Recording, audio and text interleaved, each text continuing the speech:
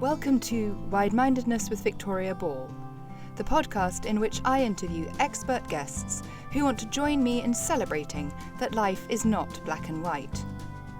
Our society is increasingly divided, and the us versus them mentality seems to dominate our conversations and relationships with others. I believe that life is much richer when we widen our minds to consider multiple opinions and perspectives. So challenge your assumptions and let's become truly wide-minded together.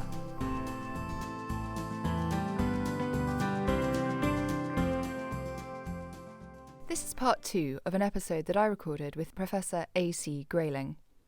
If you haven't listened to part 1, I'd really recommend that you go back and take a listen. He's one of the great philosophical minds of our time, and I really think you'll enjoy it. When we left off in part 1, we were talking about A.C. Grayling's secular Bible, The Good Book, which draws on non-religious philosophies from a number of different cultures. He explained that he felt that there are fundamentally two bases for ethical outlooks: the divine command to morality that we find in religious traditions, and the humanistic approach, which starts from an understanding of human nature. When my last episode ended, Professor Grayling was discussing issues with the compilation of religious texts and how that prompted him to write The Good Book. Patched together in that way, there were at least, for example, 4 authors from whom the book of Genesis is derived. I thought to myself, if only these people had gone to the secular literature of the world, to the poets, to the philosophers and historians, to the writers of letters, to the statesmen and women, and taken their wisdom, their consolation, their insights and inspiration, and edited them together in just the same way, woven a texture out of them. And then I thought, somebody ought to do it. And then I thought, oh, damn. It took me over 30 years to collect together all the texts and resources that I wanted from a very wide, I hope very wide-minded kind of reading, and bringing all those texts together and working on them. And then I decided to put them together in the same kind of format as later versions of the Bible were put together, like the King James Bible in chapter and verse. That was a later innovation with the Bible, but actually it makes it a very accessible text. So you can read just a couple of snippets or open it anywhere and something wise or profound will come out at you from the page. So I put it together in that format. And since most of what I was using had either translated myself or came from pre-copyright sources and so on, I was able to try to get slightly heightened tone to the language in order to encourage the thought that was being conveyed. And then finally, I decided I was not going to footnote it. So most of those texts, 90% of it is drawn from these resources from these different cultural traditions and philosophies. But I don't say who said them. And the reason for that is this: if you go to an art gallery and you watch people in the art gallery, you'll see that they spend much more time reading the little card next to the painting than looking at the painting. And what I didn't want to do was to distract people into saying, oh, that was said by Aristotle, therefore it must be smart. But that was said by Ben Smith. Well, who the heck's he? So I'm not taking notice of that. And just let the ideas, let the text stand for itself. So I put it together in that way and drawn from all these different traditions, because one thing which is very striking about the meditations that our fellows in the human story have indulged about things like love and grief and hope and the solaces that we can find in nature or in friendship and so on, is that all the different cultures are very, very close to one another in their insights about these things. That's a really wonderful thing, this great commonality that we have as human beings. When people realized it, they would be much less inclined to be xenophobic and tribalist. I was conducting some fieldwork in Northern Ireland last year and speaking to people who were involved in the conflict there on both sides. And my overriding thought was, goodness, if they just sat together in a room, they'd see how much they have in common. Unfortunately, there was such a breakdown that never happened. And I definitely see the value in this sort of comparative bringing together of ideas. And actually, I think it's enlightened not to footnote it, because it's very easy for our minds that are so used to referencing things and pigeonholing them to, as you say, let the ideas speak for themselves and actually take a step back from the received wisdom that we already know. Indeed, yeah. Do you think that society needs a handbook for ethics or morality? I mean, you've spoken on a number of aspects of philosophy on television and radio and written for countless newspapers and magazines. What do you see as the role of the philosopher in modern public debate? Well, I think philosophers of the past, and certainly of the ancient past, saw themselves as teachers and as offering advice or even indeed instruction. Now, I think we have rightly a more modest view about what we might do if we've had the great good fortune, the privilege really, to devote a lifetime to study and reading of these things, and that is to offer them as contributions to the public conversation about these things. I mean, here are ideas, here are insights, perspectives that could enrich any discussion about how we should live and how we should organize our society, how we should handle some of the problems that perennially, or because of the changes that happen in technology and the movement forward in things like how we communicate with one another. Think, for example, of the great difference that's been made to us just in the last decade and a half by social media. So, how are we to handle these things? We need to keep having a conversation. We need to keep refreshing our view of things. And the insights that come from philosophy, from literature, from historical experience, very valuable. So the philosopher, or I think generally actually academics, especially in the humanities, who have had this Mm. opportunity, really do have a sort of a role to play in taking part in that conversation. Not, as I say, as teachers, but as as it might be, foot soldiers bringing the good news to Ghent. That brings me so nicely on to another topic I'd love to discuss with you. I've followed the success of the New College of Humanities with such interest. You founded it in response to what you saw as an ever narrowing higher education system. Can you tell me about that? Yes, our education system from first to last really is being annexed more and more and more Mm. just to the economic needs of the society. Now, I don't want to understate, or rather, don't want to say that those are not important. They are. And in our education system, we produce very high quality professionals, engineers and lawyers, doctors, chemists, pharmacists, and so on. And all these are very, very important. But we also need to remember that we are more than the jobs we do. We are more than our careers. We are Mm. also travelers and voters and lovers and parents and friends Mm.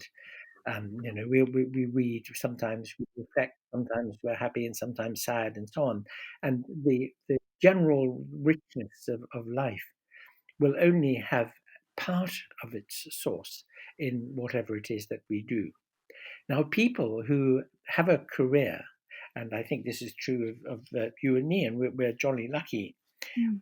which we just love so much that we leap out of bed in the morning and hasten to it, But there are lots of people for whom work is a means to an end and doesn't have Mm. the satisfactions of an end in itself. So for them, it's so important that there should be other dimensions, other rooms in the mansion of their life. And Mm. that's what an education should provide, that kind of opportunity to throw open windows and doors and explore and sort of build on to the capacity that one has to live responsibly and with eyes wide open in this world. And that's what an education, especially in the humanities, might offer.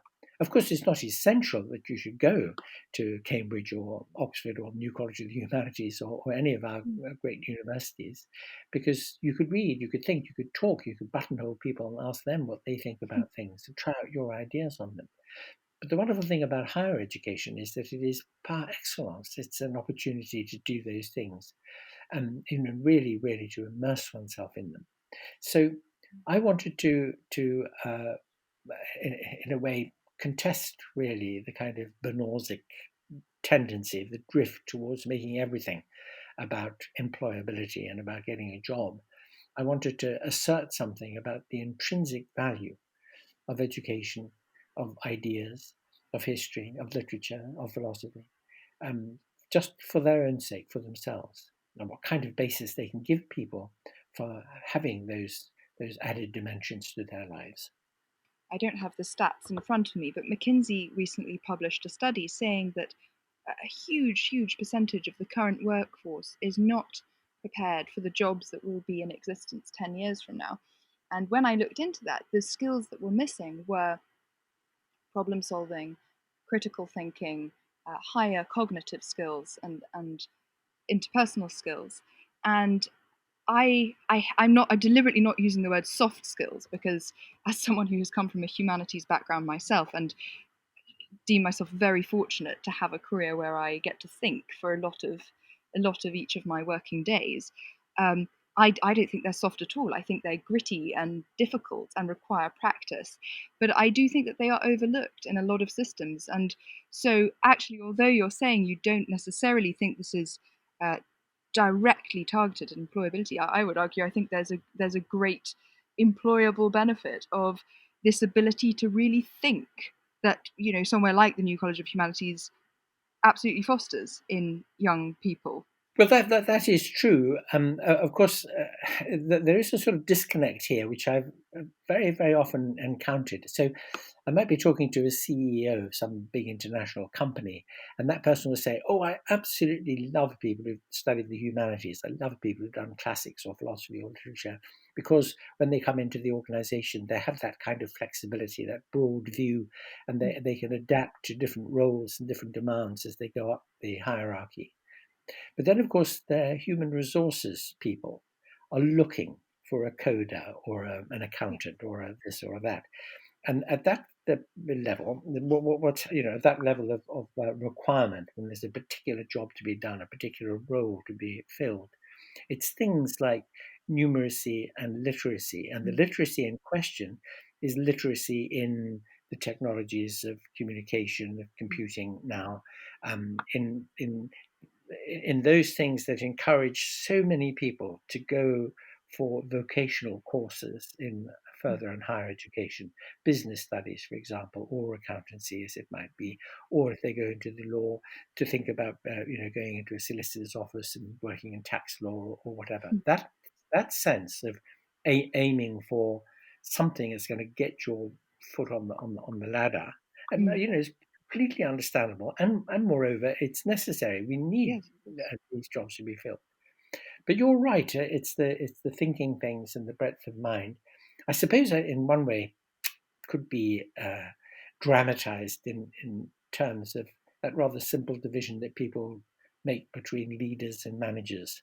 The people of vision and the people of organization. Mm. Perhaps perhaps that's a way of thinking of it. And if I could ask you for your secret ingredient to the success of the New College of Humanities, what would you say that the key is? How do you go about widening students' minds and teaching them how to think?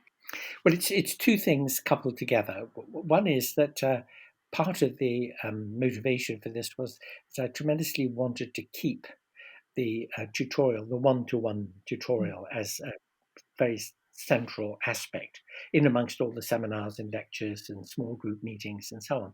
I wanted all my students to have an opportunity on a regular weekly basis to have exclusive access to a member of faculty for whom he or she has written an essay, so given some thought to something. So this is a rather old-fashioned tutorial approach. When I first started teaching at Oxford many years ago, we were, one-to-one was still the norm.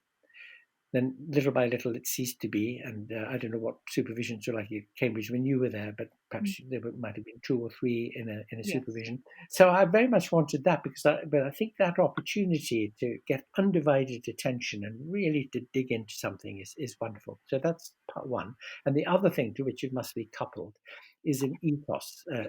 Again, you use this idea of the character of a place, what it feels like to be there, to make a place where it really is just great and enjoyable to try out ideas and to listen to other people, so to discuss with them, and the opposite of it not being cool to be a SWAT, but Yeah. be a SWAT and really love it and enjoy it and really dig into it.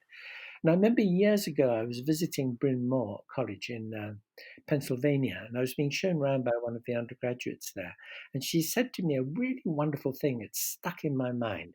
She said, "We have an honor code here where we agree with one another that when we get an assignment back from our professor, we don't ask, 'What grade did you get?' We ask, 'What did you learn?'" I think that is beautiful. That's exactly what a university should be like. I think there is such benefit to challenging our own assumptions, just like those students in Bryn Mawr were doing when they were seeing what they learned by listening to others, hearing feedback. I read that your youngest daughter used to say to you, "Daddy, that's a very silly idea." And you graciously accepted that that's a useful thing for a philosophy professor to hear. I fear that we can be so defensive when our ideas are challenged. How can we train ourselves to challenge our own assumptions based on what we've learned, but also consider others' perspectives? I think it's important to be loyal to one's ideas if one has earned them, that is, thought hard about them and worked hard and put them to work and seen them working. Mm. But if they are challenged convincingly, new evidence or better arguments come along, one must be prepared to change one's mind, to revise and extend one's thinking.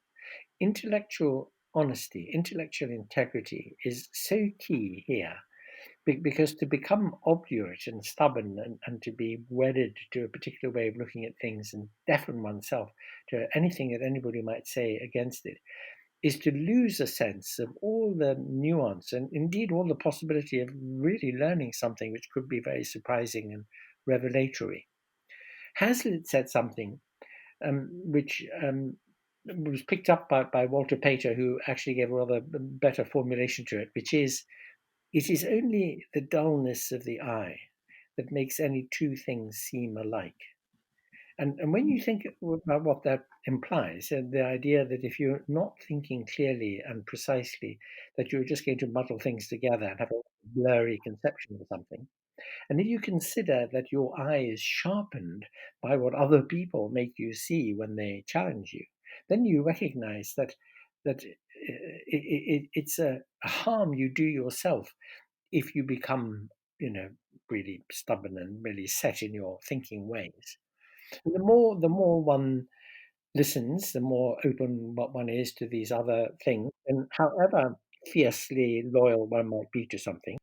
But if somebody came along with absolutely unanswerable arguments about any conviction of that kind that I had, I would regard it as being important, personally important, to adhere to that commitment to intellectual integrity that involves having to accept a better argument and to change one's mind. An area that often people hold convictions with great strength is obviously the area of religion. Now, you're a prominent humanist. How do you personally go about?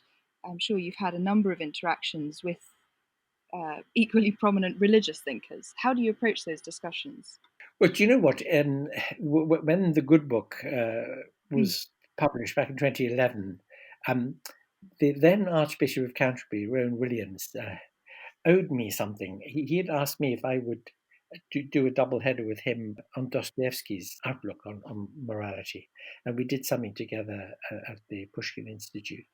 And then when my book came out, I said to him, "Okay, you owe me. You've got to come along and discuss this with me." So we did this at the festival hall before a very, very Mm. large audience. Spent an hour together talking about things. And for 55 minutes of that hour, there was no mention of religion or God, and we agreed about absolutely everything. This is another example of what you were just saying about your experience in Northern Ireland. That, most people of goodwill, most people of benevolence. I mean, when you think of the etymology of that term, benevolence, well-wishing, wanting humanity to be at peace and to flourish and to be open-minded and to be able to drink in everything which is wonderful about our lives, to be sympathetic about all the pains and difficulties and heartaches that we have in our lives. Then if we shed all the labels and all the differences, we would find ourselves agreeing about most things.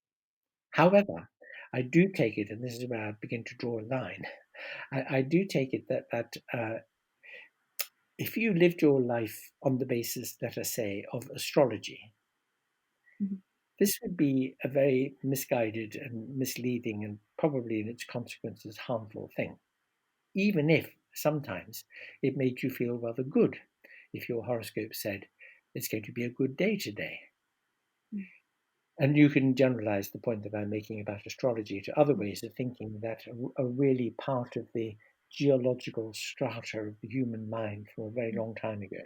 In a line or two, and then I promise I will let you go, what would you describe as being the major benefits of being wide-minded? Well, imagine having your spectacles on and cleaned and walking in the sunshine out in the open air, looking at everything around you, and contrast that to walking through the streets in the darkest part of night, wearing a pair of dark spectacles in one of which there is a little pinhole, and that being the only thing through which you could see. That is the contrast between being wide-minded, which is the first thing, being outside Plato's cave in the sunshine, and the other is being so limited in vision and attention and in interest, and having so little other than a kind of tunnel vision onto one or two things that you're obsessed about, that you miss all the rest of what there is in the world and in other people. The great benefit of wide-mindedness is that you're always being refreshed, really, by the variety of the world and people and of what one can learn from both. AC Grayling, it has been my honour to speak to you today. Thank you so much. Thank you, Victoria. Thank you. I really hope you enjoyed this episode of Widemindedness with Victoria Ball. Help others learn about it by rating, reviewing, and subscribing. For more great wide-minded content, follow @Widemindedness Victoria Ball on Instagram, @Widemindedness on Twitter, and sign up to the monthly newsletter at victoria-ball.com.